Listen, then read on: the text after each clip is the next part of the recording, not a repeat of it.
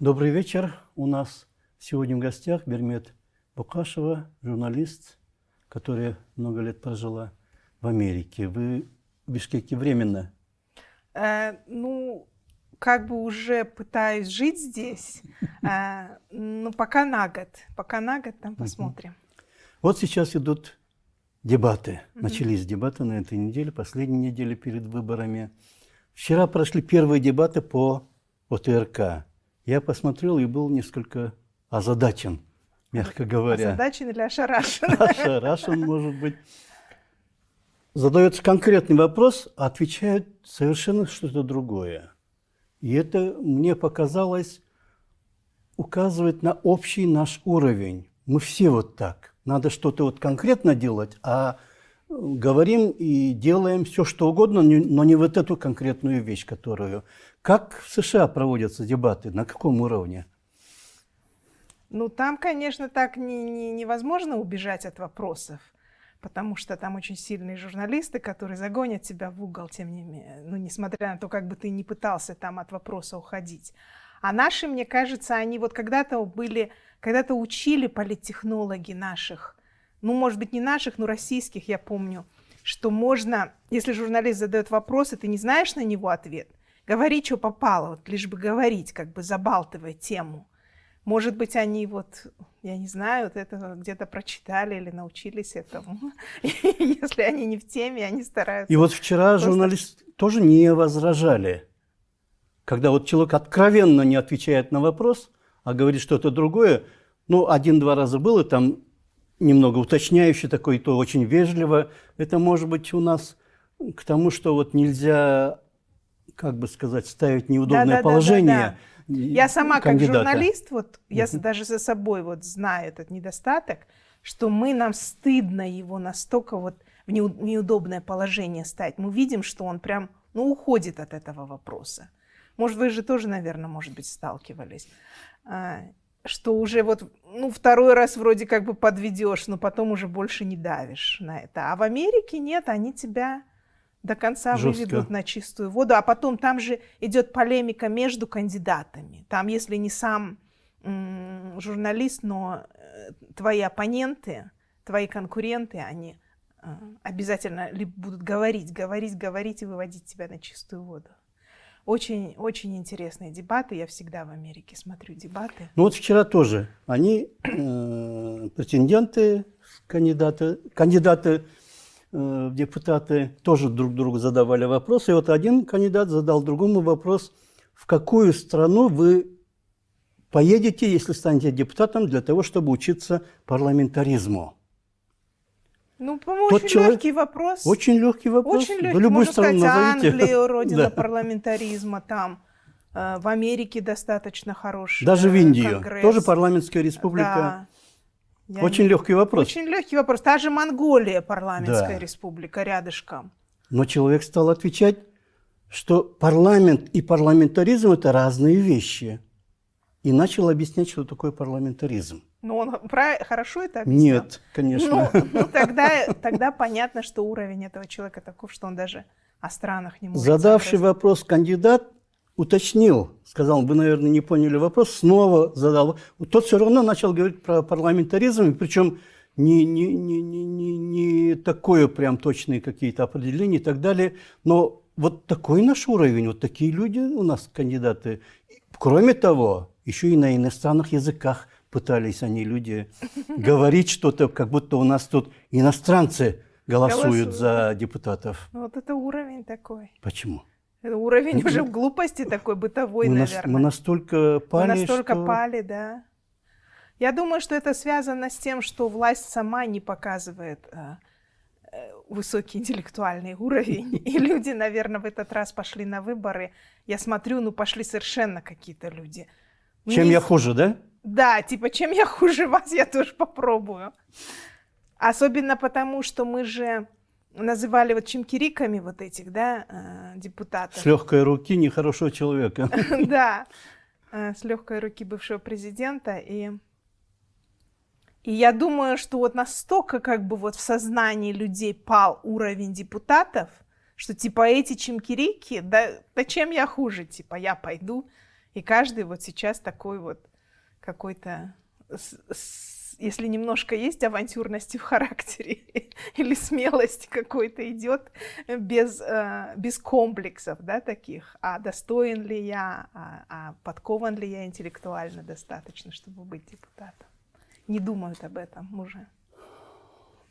Вот еще более уточняюще, как проходят, как готовятся к дебатам в США и почему журналистам позволено так жестко спрашивать. Как-то у нас это считается нехорошим В Америке тоном. шикарная система. У них дебаты проводятся под руководством абсолютно независимого института. Существует такая структура какая-то, которая именно руководит дебатами.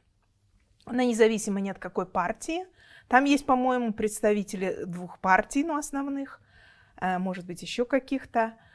И они выбирают, как бы предоставляют какому-то ведущему самому СМИ, допустим, это или CNN, или Fox News, или какие-то еще, вести дебаты определенные. Там, допустим, вот сейчас, вначале у них идет как уровень кандидаты от партии, там же только партийная система, кандидаты от одной партии вместе... Ой, это я говорю о президентских, выборах, не о сенатских, да. Они между собой в начале, кандидаты от одной партии, между собой очень жестко, очень сильно конкурируют. И на дебатах они, несмотря на то, что они принадлежат к одной партии, для того, чтобы уже партия проголосовала именно за них, выдвинула именно их, они дебатируют очень сильно.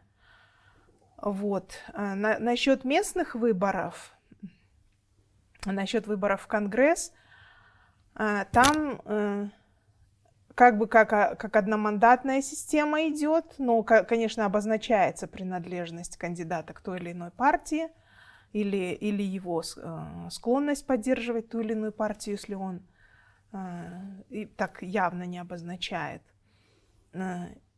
И они тоже дебатируют.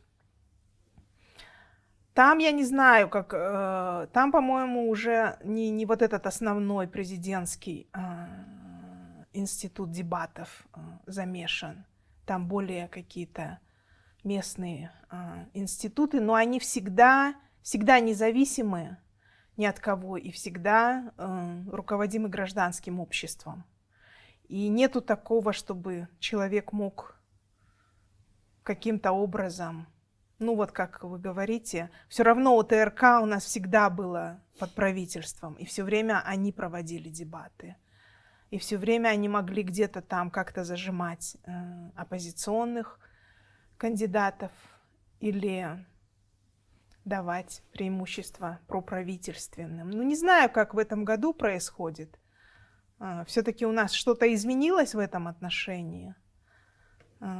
Я не знаю, там диктуют им ли им сверху. Ранее там зарубежные организации или международные организации оплачивали вот эти сами дебаты, потому что бюджет не заложено, там деньги. У нас это вечная проблема, что нету денег, там мы на это не предусмотрели, это надо было же заранее, там за год вперед. У нас дебаты оплачивались международными организациями, поэтому они более-менее как бы старались быть независимыми, да? Да. Предоставлять Но в этот раз вот они возможности. просто вот прям вот ничего не замечали, просто задавали вопросы и все, почти ничего не замечали, что человек уходит от ответа, он вообще не плывет откровенно. Ведущих? Уровень ведущих, может быть? Нет, они нормальные были. Нормальные? Алмаз Касмалиев и Света Ахматалиева, которые опытные, много раз да? проводили и так далее, и так далее. То есть они могли бы так загнать этого человека при первом же, что он просто был бы размазан по стенке. Ну, у вас Но есть они... ответ на этот вопрос? Как? Почему? У вас есть ответ на этот вопрос? Почему они так не делают? Почему-то, наверное, вот как-то у нас вообще сама по себе журналистика Менталитет, да, настолько такой? изменилась. Угу. У нас даже вот критиковать. У нас острота ушла в журналистике. Абсолютно. Да. У нас как-то вот, во-первых, вся журналистика превратилась просто в репортерство. Ага. Никакого анализа, никаких каких-то вот логических каких-то построений, а только вот что вижу, то говорю. Угу. Потому что внедрилась какая-то в сознание журналистов такая вот нехорошая установка, что журналист не должен выражать своего мнения, своей позиции, ничего не говорить, а как-то вот механический робот, который Ну, только... это школа британская. Вы же знаете, да? Ну, В первое время, в годы независимости, нас именно почему-то вот из Великобритании тренеры приезжали и учили независимой такой журналистике. Это вот, по-моему, школа BBC вот такая. Но американская журналистика совсем другая. Она, ну, скажем честно, она не независимая, потому что все время владеет тем или иным СМИ какой-то большой капиталист.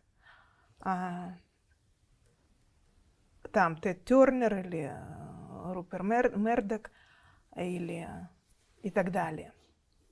Или сейчас даже Вашингтон-Пост, которая самая смелая, да, газета, Безос, главный миллионер США, ну, владелец Амазона, он ее выкупил. Поэтому всегда, и плюс они уже решают какие-то партийные, они, соответственно, понимаете, они являются, если они симпатизируют, ну, как это, я не знаю, перевести, там, демократическая партия, то CNN уже автоматически она выражает интересы демократов и либералов. А Fox, напротив, консерваторов, республиканцев. То есть очень сильно завязаны СМИ под партию и под того или иного, скажем так, нашим языком олигарха. Но, тем не менее, и при этом свобода слова самих журналистов достаточно сильна. В каком отношении? Допустим, если он выражает интересы республиканцев, он будет добивать вот этого демократического кандидата. Но у них есть вот при том же канале Fox News есть передача журналиста, который абсолютно про демократов, продемократический, и он тут же вот на этом канале, который, в общем-то, считается прореспубликанским, обязательно отдается время такому журналисту, вот его авторская передача, вот, допустим, ваша авторская передача, где вы могли бы долбить только республиканцев, тех же, своих же как бы. То есть какой-то баланс они пытаются соблюсти, да, потому что им надо зрителя держать, они не могут потерять там, ну, только часть зрителей иметь. Ну, как бы идет такая здоровая конкуренция, как вот при рынке, при капитализме. Но она обеспечивает свободу слова, потому что вот эта борьба, если не один тебя замочит, как говорится, канал, то другой обязательно замочит. И люди, они стараются смотреть, допустим, хотя там, конечно, сейчас сильно 50 на 50 в Америке, то есть если ты республиканец, то ты смотришь только Fox News, и, соответственно, ты получаешь такую информацию. Если ты демократ, ты смотришь только CNN там и другие. Ну, у демократов всегда, как правило, больше СМИ, потому что все остальные маленькие и так называемые независимые СМИ, там как общественный канал ОПБ, они на стороне традиционно демократов, либеральных ценностей. Вот. И сейчас республиканцам приходится выживать, даже они уходят в интернет, не только наши СМИ. Там вот каналы, которые Трампа поддерживали, вынуждены были уйти на YouTube и так далее. Ну, Трампа вот именно затравили демократические СМИ. Да, затравили Трампа, и они же затравили и СМИ, которые поддерживают Трампа, понимаете? И поэтому эти СМИ, там, их же даже выталкивают из Фейсбука, там, из Твиттера, из соцсетей. Они как-то пытаются выживать там на Ютубе или какие-то сайты создают свои. Но вот был случай при Обаме, например. Тоже перекосы есть. Конечно, не идеально. Не идеально. По-моему, нигде не идеально. Как сказал Черчилль, демократия – это лучшая форма правления из тех, которые никогда не существовали. То есть, ну, понятен, да, смысл? Кроме тех, которые когда-то существовали в истории человечества. Это плохо, но лучше нету. То есть, да, она худшая, но она... Из но того, лучше что нету, было, да, лучше. Да. Лучше всех. Вот был случай с Обамой. Он должен был давать интервью нескольким телеканалам, и так как он демократ, он почему-то или его помощники вычеркнули из списка Fox News. И остальные, другие телеканалы, которые демократические, они у нас бы обрадовались, вот он туда не пошел, а к нам пришел, да? Они отказались, если он не даст интервью Фоксу, то и к нам пусть не приезжает. Там в студии было. Было такое? Было, Я да, такое не при помню. Обаме. А, при Обаме. И поэтому он все-таки согласился поехать в студию Фокса и там тоже дать Ну, то интервью. это уже солидарность проявили, Да. Замечательно.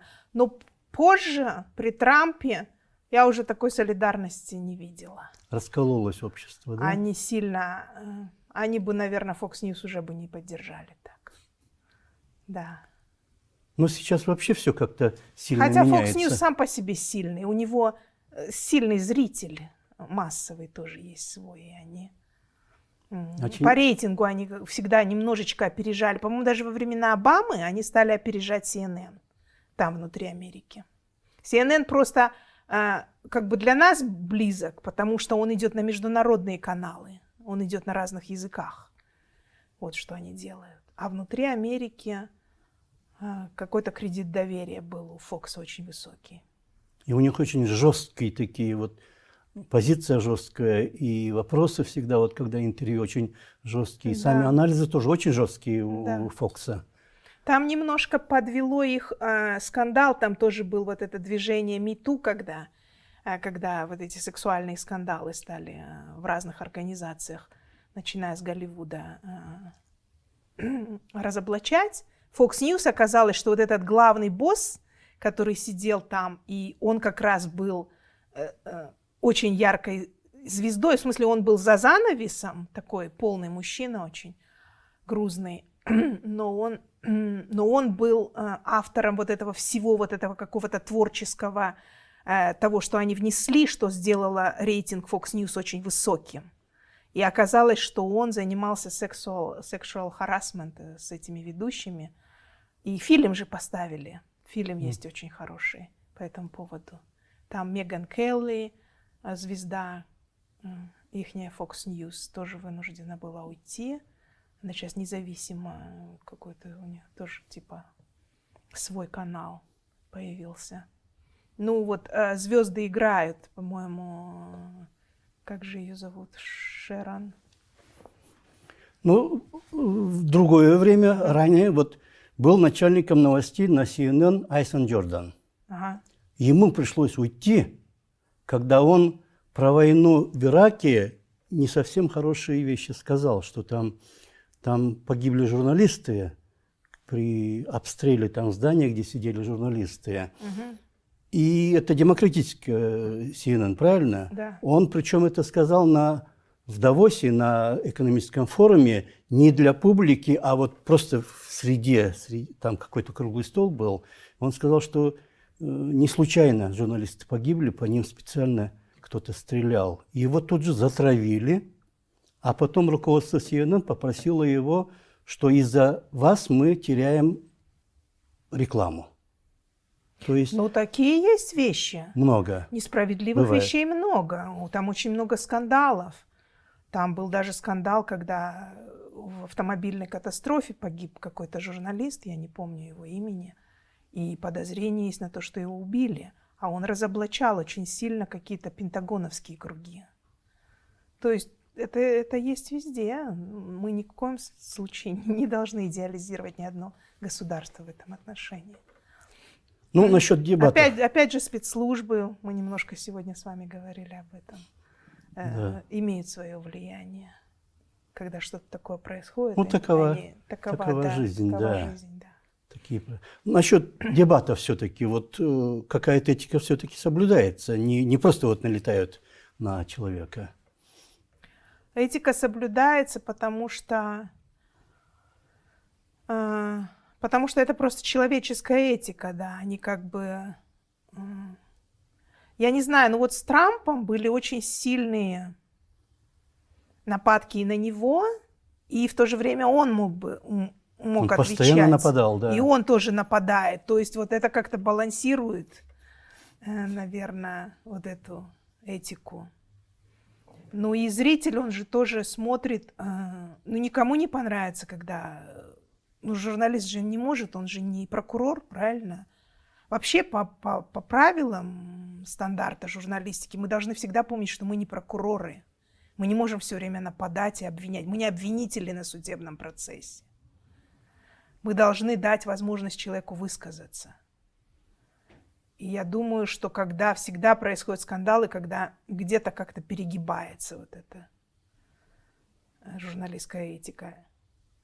Это вот та же Меган Келли, она же, у нее был скандал с Трампом, когда она сказала, что вы там с красными налитыми глазами там обзываете женщин там такими выражениями, как свинья и прочее, прочее. Ну, то есть было как бы ваше это. Ну, он когда пытался отвечать, что это было в такой-то ситуации, это было только с одной журналисткой, но она что-то дальше начала на него наседать очень сильно за его какие-то вот эти антифеминистские высказывания или сексистские.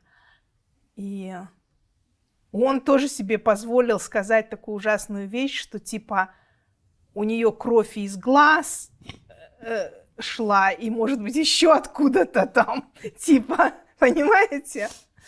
А это был жуткий скандал. Ну, то есть вообще интересно. Это интересно. Это всегда сопровождается какими-то такими скандалами, очень бурными вещами. И потом у них же президентские выборы начинаются очень рано.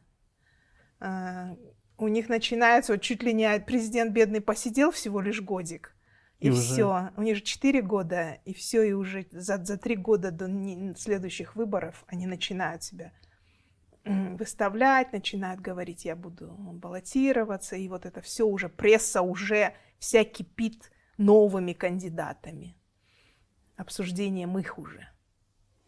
Ну вот в Кыргызстане как-то журналистика ранее была, да и сейчас она есть, особенно в кыргызоязычном секторе, не по делу, просто вот по мелочам, так, если основная дискуссия или там мысль статьи или там беседы одна, а вот просто побочными такими совершенно ненужных местах оскорбительные тонкие такие, так, обзывание такое, что-то такое. Потому что журналистика почему-то в Кыргызстане всегда считалась, что это какая-то переходная ступень к писательству, к литературе большой. Что это публицистика? Даже не публицистика, а вот именно художественная. Потому что все журналисты всегда мечтали быть писателями, поэтами. И многие вот это считали, надо набраться опыта, как писать, а потом уже взяться за, там, не знаю, какую-то большую книгу, да? Вот, как говорил Хемингуэй. Вот. И поэтому они как бы упражнялись, чтобы вот свой слог, там, разнообразить свой язык. У нас это было на заре независимости. Мы же с вами грешили этим. Ну, в смысле, я считаю, что это хорошо. Я не вижу в этом ничего плохого. Но они стандартов поэтому не соблюдали, что надо вот... Да, мы не соблюдали стандартов, да. Вот. И это осталось до сих пор, кыргызоязычные. В русскоязычной такого не было, потому что все-таки это была часть, скажем так, общей советской журналистики, где там какие-то эти пределы, пределы существовали. Да. Русскоязычное был беспредел полный. Да. С легкой руки Мелиса покойного нашего друга. Он совсем уже, да, там и так далее. Но вот в русскоязычном сейчас больше пошла тенденция на хайп. Обязательно какой-то скандал сделать, обязательно какой-то заголовок, там, небольшой заметочки сделать так, чтобы обязательно ты открыл кто-то и посмотрел. А открываешь, там ничего такого особенного нет, хотя заголовок там на целую атомную бомбу. Наверное, сейчас, потому что важны вот эти клики, они там их считают, что просмотрено, прочитано. На Ютубе столько-то просмотров, важно, чтобы кликнул человек. Да. Досмотрел, не досмотрел. И вот это другая болезнь пошла. Болезнь, да. И вот, может быть, вот те тренеры, которые приезжали с BBC или там вообще с Запада, учили журналистов, они вот это хотели, вот эту художественность убрать да. и просили, требовали, поставили задачу, чтобы никаких мнений от себя лично не было, только факты и так далее, а читатель или зритель сам разберется, где правда, где неправда. Но получилось так, что многие журналисты превратились просто в роботов, диктофоны, ходячие видите, диктофоны. У каждого в методологии, да, есть свои недостатки, получается. Тут мы перегибаем, когда мы совсем уж хотим как роботы быть, и в то же время мы перегибаем, когда мы слишком в художественную сторону, да, ударяемся. В Америке, я же говорю, вот они ударяются тоже в личные. У них все передачи авторские. Вот, допустим, сейчас Россия перенимает, допустим, передача называется «Познер». У них тоже так же называлась всегда О'Райли или там Хеннети, по имени самого ведущего, там, Нары Наиб, допустим. Вот. Ну, может быть, мы тоже к этому будем переходить. И в связи с этим, в связи с тем, что передача так и называется, автор себе позволяет свое авторское видение, чтобы было доминирующим. Получается, его политические предпочтения доминируют в этой передаче. Они абсолютно не предвзяты. Как нас учили, мы должны быть непредвзятыми. Они предвзяты прям. А чугале, собственно, эти американцы предвзятые. Говорящие головы их там называют. Они вот сидит и говорящая голова, и говорит, промывает тебе мозги натуральным образом. Вот прямо заставит верить в сторону этого политика или другого, или той или иной точки зрения. Другое дело, что они балансируют, потом выходит другая говорящая голова, она может сказать что-то другое, или ты переключишь канал, та говорящая голова говорит совершенно противоположные вещи. И немножко в этом отношении скучноватое даже американское телевидение. Ну, те, кто сильно увлекается политикой, им не скучно слушать эту говорящую голову. А другим скучно. Очень мало репортажей. Поэтому вот основное население смотрит всякую развлекаловку, и они достаточно аполитичны. Вот, а у нас же все-таки более политизировано. Если брать там, процент на душу населения, мы гораздо более политизированы. Я бы хотела отличие Америки отметить, знаете, в чем? Вот когда я первый раз приехала, там вот рекламные кампании как идут. Они вот эти вот в землю прям, там же, домики в основном, 80% американских городов это маленькие городки, как бы деревни, с очень красивыми газонами, и там в каждом газоне везде вот это вот щит и имя просто кандидата, без фотографий, без ничего. Как-то вот это вот, знаете, по-американски, по такому пуританскому, что ли, я бы сказала, стандарту. У них не бывает, чтобы вот на больших щитах вот свое лицо вдруг выставить, что-то там, какой-то даже слоган. Это все обычно просто реклама каких-то коммерческих там организаций. А политики, они только вот на счетах. Вот, то есть каждый владелец газона своего дома, он поддерживает того или иного политика, он покупает этот щит или ему там доставляют из партии, он запрос сделал. И ставит, и все, и вот так вот у них вся рекламная кампания только так строится. Будь то кандидаты в президенты, будь то сенаторы, будь то просто какие-то вот у них commissioners, муниципальные выборы, вот эти местные, как бы наши генеши, да. Все просто фамилия кандидата, вот прям абсолютно, ни о чем, как казалось бы, не говорит тебе. Но вот ты просто запоминаешь, и где-то ты ищешь информацию о нем, если тебе надо более подробную, тебе могут принести буклет, там он где-то выступает по телевидению или по радио, и ты уже ознакомишься с ним. Но нету вот этой нашей, может быть, это наша восточная, я не знаю, может быть, это восточноевропейская, вот это обилие шум, обилие плакатов, вот этого нету вот вообще в Америке такого. Вот. Ну, на съездах там... на съездах там могут какую-нибудь футболку там на продажу выставить. И то все это вот Люди, это все не бесплатно, все люди сами покупают. Потом очень хорошая система, что ты голосуешь как бы рублем, долларом за своего кандидата. Они же все просят деньги. Вот я как-то подписалась на рассылку, и мне Обама бесконечно присылал, когда вот у них вторые выборы были, я уже там жила, там просил от $3 и выше любую сумму, чтобы я ему перечислила на его избирательную кампанию. Шлют вот так по имейлу бесконечно. Ну и маленькие какую-то информацию дают там по его взгляду на ту или иное там событие или на ту или иную программу. Трамп тоже, даже Трамп, ну, казалось бы, богатый человек, да, ну, по нашим меркам мы бы считали, что это он, да, у нас бы какой-нибудь Бабанов бы начал просить бы деньги, да, допустим, поддержите меня. Наш менталитет это не воспринимает, а у них же уже 100 лет вот это вот, ну, в смысле, образно говоря, очень давно. Когда человек голосует рублем, я, например, перечислила $25 Рэнду Полу, когда он баллотировался в президенты, ну, на начальном этапе, там они, когда еще не отсеиваются, чтобы стать кандидатом от партии. Да, он в финал не вышел, но он достаточно хорошо двигался.